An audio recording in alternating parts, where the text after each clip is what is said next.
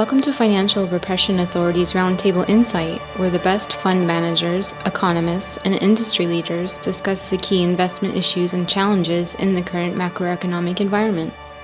Hi, welcome to FRA's Roundtable Insight. This is Richard Bernoulli. Today we have Charles Hugh Smith.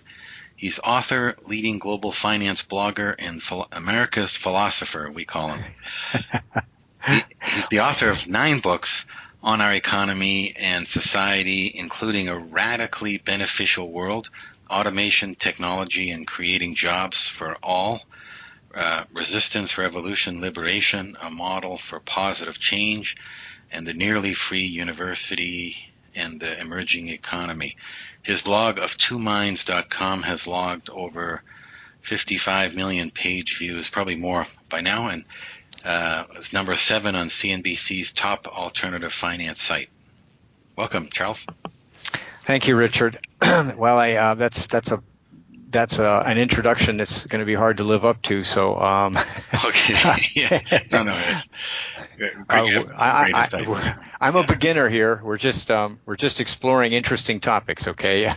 Yeah. I don't have all the answers, but we have some interesting topics. Great insight as always. And last time we talked about the commercial real estate bubble, and we thought today we'd do a special focus on the millennial generation and how financial repression, through repressed interest rates and quantitative easing, has resulted in asset bubbles that ultimately have affected the millennial generation in terms of their values and how they look at the economy and life, and their and just the way they're conducting themselves in the economy, what they're facing in terms of the housing market and the job situation. Right. And, Richard, it's hard to know where to start, but I think we could profitably start with the basic context of the economy and the millennial generation.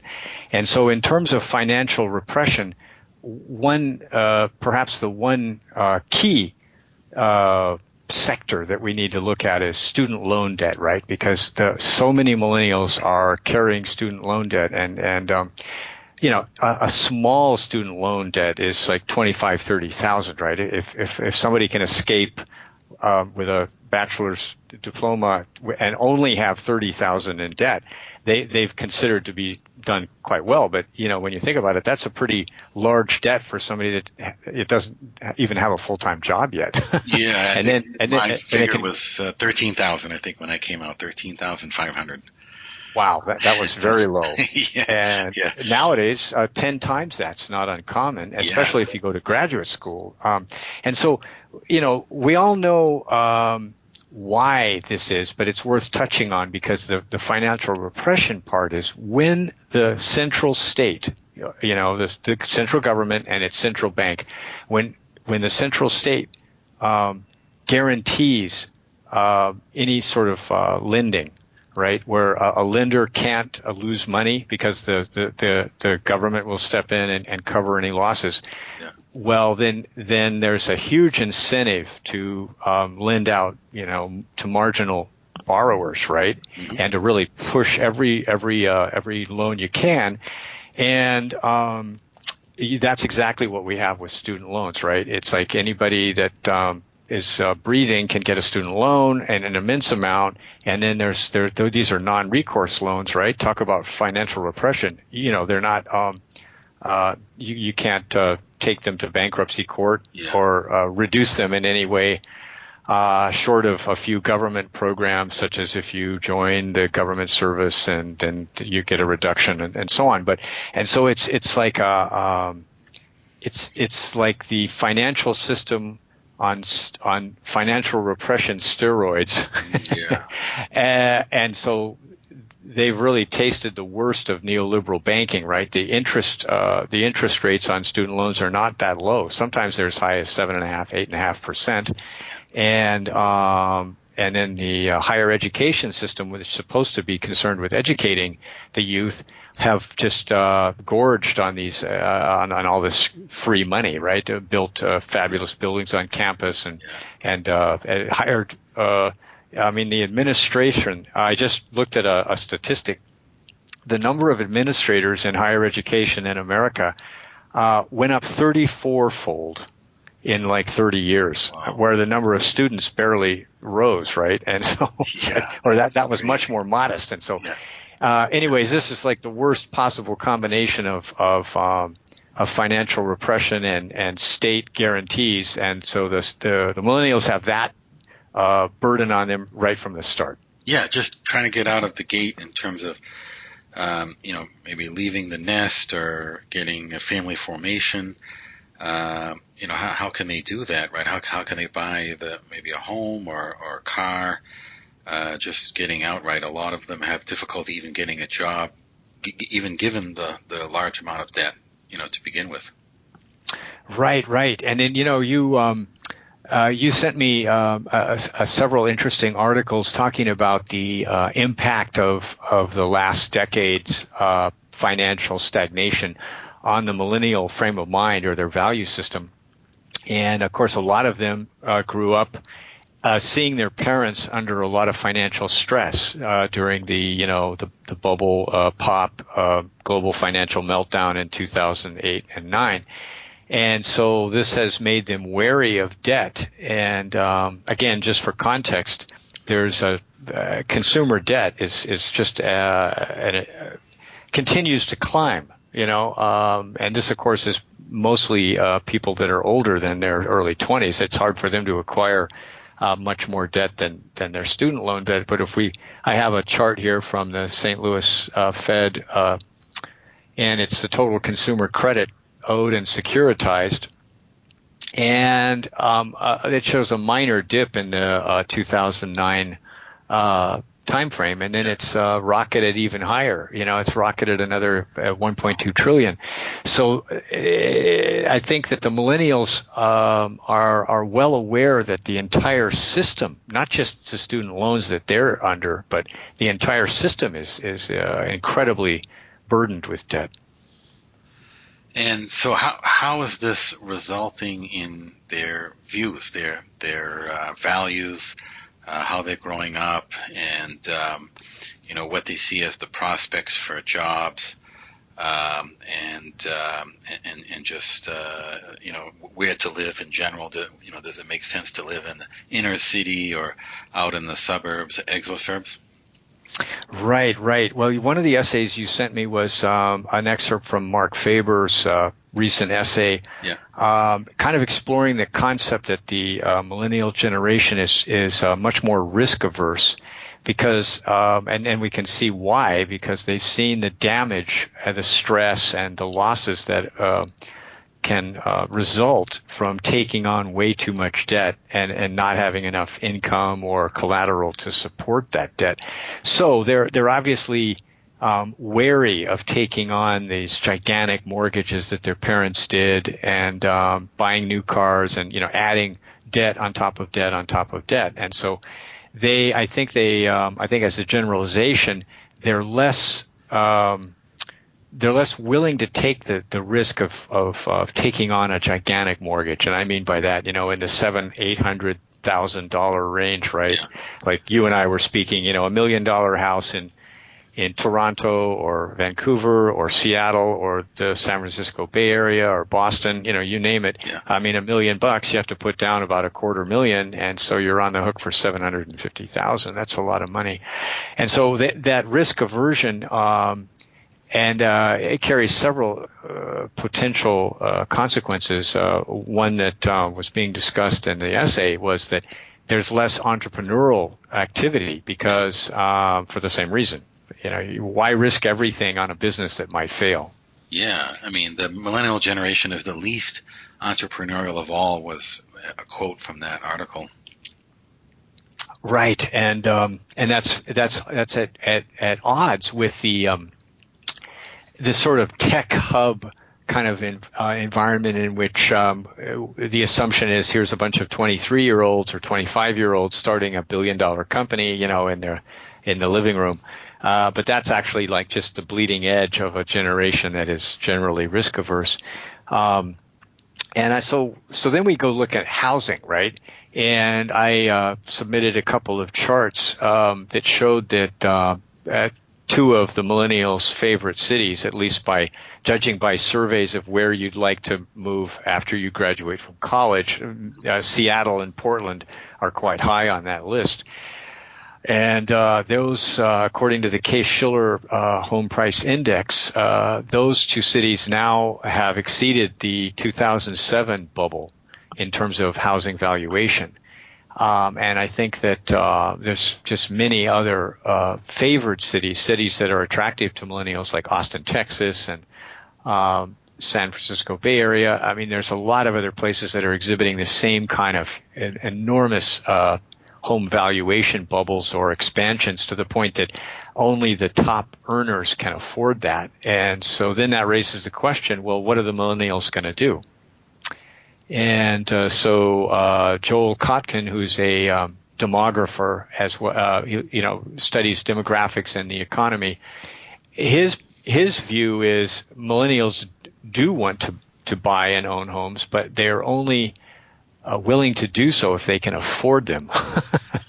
And so that basically eliminates most of the really super desirable core cities, city centers of Seattle, Portland, Austin, San Francisco, and so on. And so, in Boston, Brooklyn, Manhattan, so where do they go to buy a home? And his theory, he proposed that they were willing to move to the suburbs because if that's where it's affordable. But I think my question on that is, I don't think that suburban homes in super desirable urban areas like greater Seattle and around Austin and around the San Francisco Bay Area, those houses are not much cheaper than the core houses. So I'm not sure that that's really an opportunity. So I kind of think that the opportunities, at least in North America, are in smaller cities in the range of 50 to 100,000, maybe 250,000 residents, not like these megalopolis, right? And the only millennial I know that, I know a few millennials that have purchased homes. One bought a house in Portland. And for, I think it was around 400,000, 450, and they both work, and they had a condo that they'd purchased a while ago, so they had some equity. And then another millennial bought a house in Columbus, Ohio, which is a classic college town in the Midwest, upper Midwest, for less than $50,000. Wow. Now this was not a large house, right? Yeah. And it was an old house, and it needed a little work and all that. But I mean, we're talking about a house for less than $50,000, roughly a tenth of the values of these hot, desirable core cities. Mm-hmm. So that raises some interesting investment questions about where the millennials are going to go and where is real estate going to be desirable to them. Yeah, and it also factors into who are the baby boomers going to sell to, right? Because if there's nobody there or no demand to buy these houses due to lack of income or insufficient income, that could also pose some challenges to baby boomers looking to sell their house nest egg. Right. I think that's a huge demographic question that I haven't seen any really good statistics on, because, of course, most of the boomers are still in their late 50s or 60s, early 70s, and they're not yet to the point where the older generation, like the boomers' parents, the so-called silent generation, which has sold their houses or given them to their offspring, their adult children. And so, but we're talking about such huge numbers. And just for context, in general, roughly 2/3 of the baby boom generation owns homes, right? And so there's 65%, low 60s. So there's a large percentage of the boomers who own homes. And typically they bought these homes when they were younger and had families. And so there's going to be a huge incentive for them as they age to unload these houses, right? Yeah. And in the good old days when there was more family wealth, they might have been able to afford to basically just give that house to their children and then retire somewhere else on their income. Mm-hmm. But now with the cost of retirement so high, and I know because, I'm 63 and I have, my mom is in a retirement home. And so I know that, if you can get in for $4,000 or $5,000 a month to an assisted living, that's quite reasonable. And it can go as high as $7,000, $8,000, $9,000 a month. Yeah. So almost everybody facing that kind of sum of money is going to have to sell their house in order to, liquidate their equity in order to retire on that. So they're not going to be able just to hand the keys to their adult children.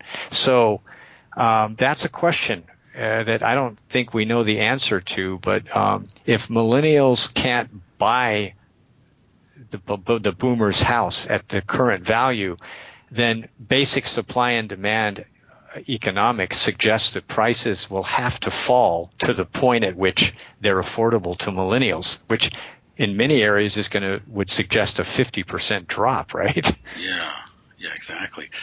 They may be initially thinking perhaps I'll just get the house through inheritance, and therefore I can focus my current income on things like coffee at Starbucks and looking for trips to Machu Picchu or something, Patagonia.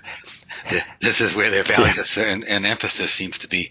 So they might be saying, well, let me just spend that money there and then I'll eventually get the house. But the house is now likely going to be needed for retirement by the baby boomers, is what you're saying.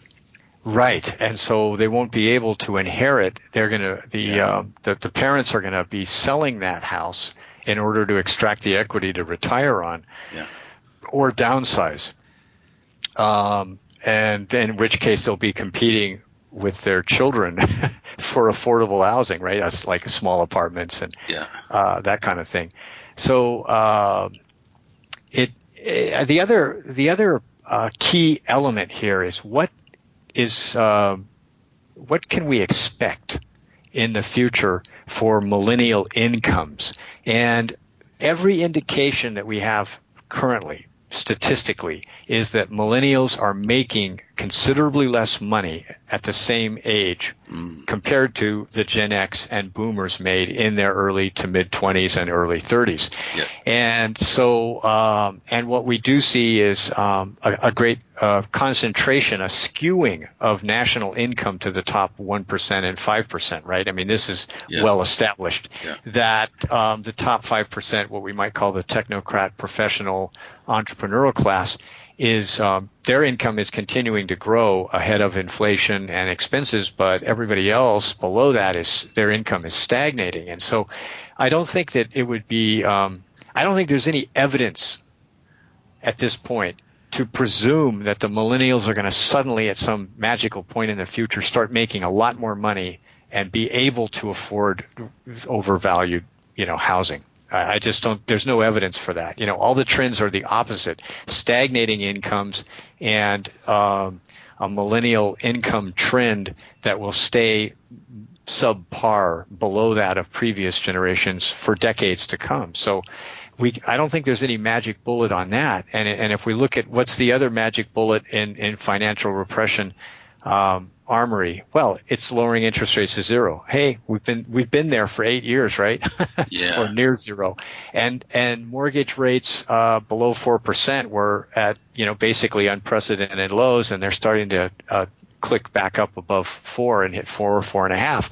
So we've already used up all that ammunition about lowering interest rates to near zero, to push mortgages down, to make very overvalued homes affordable. That's done, right? In fact, the trend suggests that we're at a bottom there, and mortgage rates may continue to click higher and put another sort of pressure on the incomes of millennials. Yeah, so the repressed interest rates is sort of affecting a large number of age groups because the inability to get sufficient income off of fixed income assets and investments as baby boomers retire, right? Looking maybe more to go into bonds or fixed income type of investments. With the interest rates being so low, that's very difficult, and therefore maybe you go to the house and reverse mortgage and all that. But at the same time, that's all secondarily affecting the millennial generation as well. So there's not much discussion in that regard. How repressed interest rates have negatively affected the millennial generation. That's right. That's right. And if you're a borrower, if you are a saver, then of course you're receiving very little income, and that's hurt the older generations, which have been saving money for their retirement. But the millennials, who are the borrowers of student loans and auto loans and so on, the other than the teaser rates that have been offered for auto loans, if you're paying a student loan or a credit card, I mean, the interest rates are sky high still. They're very high. As we know, credit cards are quite often 15-16%. And so the millennials aren't really getting an enormous benefit from the so-called zero rates because much of their debt is not at 1%. Yeah, you can get a 1% auto loan if you qualify. Yeah. But if you're the most of the debt that's out there is at much higher rates. Yeah, exactly. Richard, maybe one of the key questions here going forward is what happens to the United States and perhaps we could include Canada with at least in the high value cities of Toronto and Vancouver, where young people that just have regular normal income jobs are priced out of buying a single family home in those areas. What happens to the society and the economy when people can't afford to buy a home, that they're just renters? I mean, what impact does that have socially, economically, and politically? Yeah. I don't think we've really we haven't really explored that too much. And what Joel Kotkin was arguing against was the idea that the millennials will be perfectly happy to be renters their whole lives. And he was suggesting that, well, maybe that's just a happy story without any actual basis, that maybe they'll be quite angry that they can't afford to buy a house. Right. Yeah, just and the sense of ownership that goes along with that. There's some other points that go to that regard in that Mark Faber article where he references a number of authors. So that we talked before about the risk aversion that's infecting even now corporate America. In terms of in the old days there was budgets for doing research and development, and now it's being more money is spent on legal compliance and human resources instead, and less on training, less on research and development. That's also related to the fall in entrepreneurial activity, innovation, and then Mark quotes Edward Gibbon in terms of how it ended up like in Athens, in Greece, in the ancient history, where in the end more than they wanted freedom, they wanted security.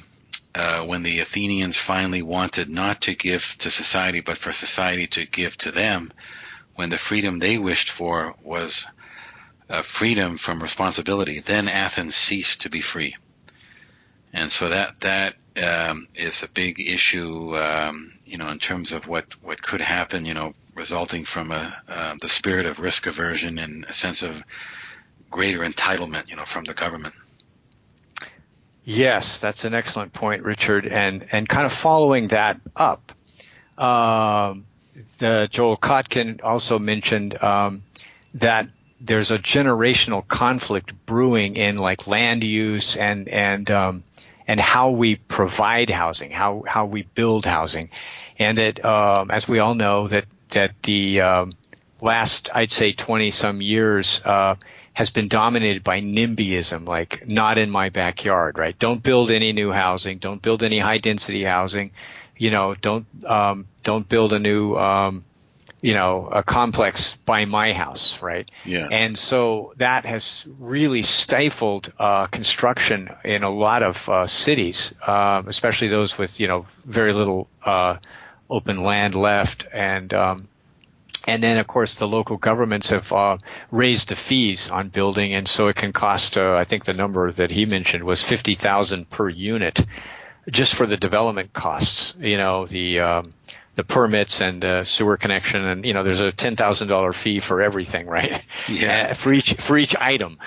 Wow. And so if it costs $50,000 just to get a permit, basically, before you've even spent $1 on the land, and then the whole process is dragged out, so you spend 2 years basically paying interest and principal on the land you purchased before you actually get permission to build. All these things have made it so the housing that is built is super unaffordable. And so if we're going to look at the millennial sort of tendency, some people say, towards socialism, like, well, the government is the entity that can fix this. If we look at what the government has done with housing, for instance, rent control has been a disaster because that immediately kills off any new construction and reduces the incentive for landowners, and landlords to maintain the property because their income is fixed. And the other thing that the government has done in response to this affordable housing crisis is it's built so-called affordable housing, but that is only, in the vast majority of cases, that is merely subsidized housing. In other words, it still costs $250,000 to build that tiny apartment, per unit. And then the taxpayer subsidizes $150,000 of it, making it affordable. But that's only a subsidy. They didn't actually do anything to lower the cost of construction or ownership. And so obviously there's extreme limits on that kind of thing. And so many cities end up patting themselves on the back for building like 400 units. Because the subsidy cost is so extreme. And so maybe what the millennials could do, and I don't know if there's any potential for this, but if they took a political voice, they might do better than, instead of demanding the government build subsidized housing that's just adds burden to the taxpayers, maybe they could overturn a lot of these super restrictive codes and NIMBYism, that is choking the construction of new, more affordable housing. Yeah, I think the regulation issue is big, and it's also affecting, like, if you look at the positive side of some of what's happening, like this, move towards tiny houses where you have these, maybe 160 to 1,000 square feet type, very, very small houses that can be almost like mobile homes. That's right. That's and then that maybe the retrofitting also of dying malls to have them go into housing, to housing developments, to be retrofitted from malls, and just other things like containers that are being retrofitted into houses as well, all of that. But there's a lot of regulations in many communities that prohibit that type of thing to happen, in terms of putting these tiny houses on property.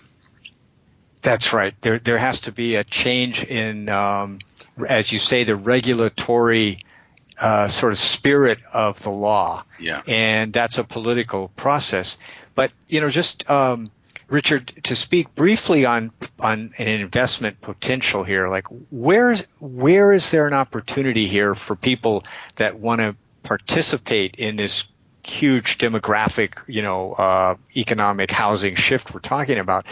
Well, from just anecdotally, I can't give you national statistics, but just from people I talk to, it seems like the opportunity is in these small cities that have some assets. In other words, they have a port. They're on the seacoast, or they have a riverfront, or they have some state universities. These kinds of assets that are tend to be institutional or profoundly economic. Those small cities seem to be where the millennials can afford and where they're interested in revitalizing. I was speaking with another blogger, podcaster, and he was saying that Buffalo, New York, which was for quite a few years considered a poster child for urban decay, right? Yeah. Upstate New York. And he said it's actually becoming a happening place because young people are moving there and opening brew pubs and because it's cheap. And so I think the key here is to find places where housing and commercial space, to open a restaurant or a cafe or some sort of business. If you can find a place with super cheap rent, super cheap housing you can buy for like I said, in the neighborhood of $40,000, $50,000, $60,000, $70,000, $80,000, and then that's going to be a magnet for young people for the affordability. And as we all know, the trend from for many decades has been, the artists and the creative types will go to a rundown neighborhood or town and then they will revitalize it because it's affordable to them.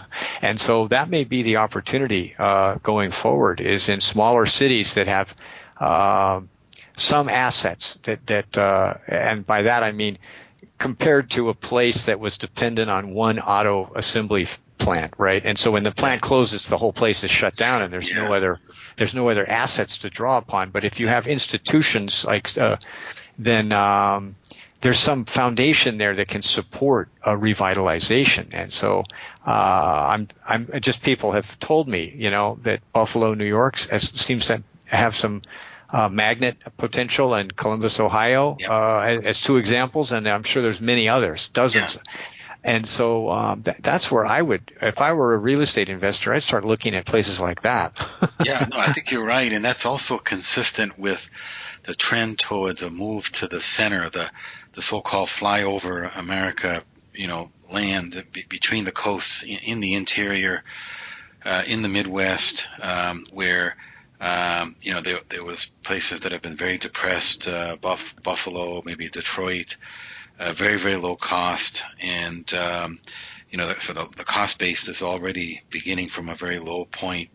But at the same time, you've got resources. You've got land, arable land that for agriculture potential, and then the potential for fiscal spending on infrastructure. So you got the Midwest, that has the potential there, where it's traditionally played a role.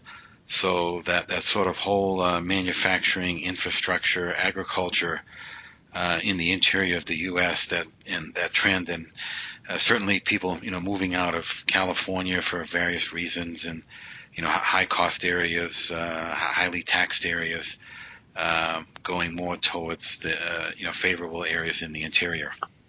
Yes, absolutely.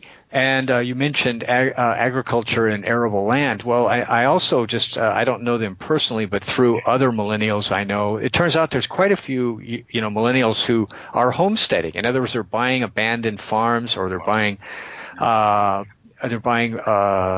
rural land and starting to raise pigs and chickens and again, the cost is so much lower. And I'll leave with, I want to make a last point here, which is this could be a global trend. In other words, it may not be isolated to the U.S. or North America, because I know, again, anecdotally, that there's evidence of this in Japan, which is highly urbanized, highly expensive, basically housing's unaffordable in Kanto Plain, around Tokyo, that there's millennials there who are just giving up their full-time job, moving to these abandoned villages, or almost abandoned. There's only a few, old people left. Yeah. And they're renting these beautiful old farm homes for like $200 a month, including the land around it, starting to garden. And then they're working part-time online, right? Yeah. Because a lot of them have they're illustrators or they're graphic design or they're programmers, and so that's that other aspect of our economy, that what I call the emerging economy, or what a lot of people call the fourth industrial revolution, the digital economy. For a lot of young people with technical skills, they can work anywhere. So they can actually afford to live in a small town that's super cheap, and just work part-time online. So that there's a lot of positive things that the government can't destroy here with overregulation. Yeah. And there may be ways to get around the damage of the financial repression, and so anyways, those are the potential positives. Yeah, exactly. Ending on a positive note, that through some type of regulatory reform process, as we discussed earlier, together with innovative ideas on housing in terms of tiny houses, container housing, retrofitted malls, with the trend of working at home, telecommuting, internet, online-based businesses, the whole retail sector, malls dying, but everybody setting up, businesses that are online through Amazon or Shopify. That maybe that's the positive trend to allow a more affordable housing and opportunities. That's right. That's a good summary, Richard, because if it's not affordable, it's not going to work for the millennials. They're not interested in overextending themselves on debt, and so it has to be affordable. And that's where the opportunity is for everybody that wants to be part of this. I think is to provide affordable retail space and affordable housing, and get in on that, as you say, with things like tiny homes. And maybe my final comment would be the local governments, the local city governments and the county governments who get in on this are going to prosper. The ones who allow tiny homes and make it easy for young people to start businesses, low costs, low fees, they're going to prosper. And everybody who's in this high, regulatory barrier, high cost, high expenses, over-regulation, they're going to die. Yep. And we already see that. And I'd say Chicago is probably a good prospect for a city on the way down from too many expenses and over-regulation. So, yeah. Exactly. Well, that's great insight, Charles. And how can our listeners learn more about your work? Yeah, please visit me at of2minds.com. Great. And we'll do another session on another topic in about a month. Yes, looking forward to it. Great. Thank you very much, Charles. The FRA Roundtable Insight Show is for informational and educational purposes only and should not be considered as a solicitation or offer to purchase or sell any securities. The investments, investment strategies, and investment philosophies discussed or presented on the show each involve their own unique risk factors which are not discussed on the show. Any discussions among the panel participants or responses to listener inquiries are based on the personal opinions of the panel participants and do not take into consideration the listener's suitability, objectives, or risk tolerance. Please be advised that you invest or speculate at your own risk.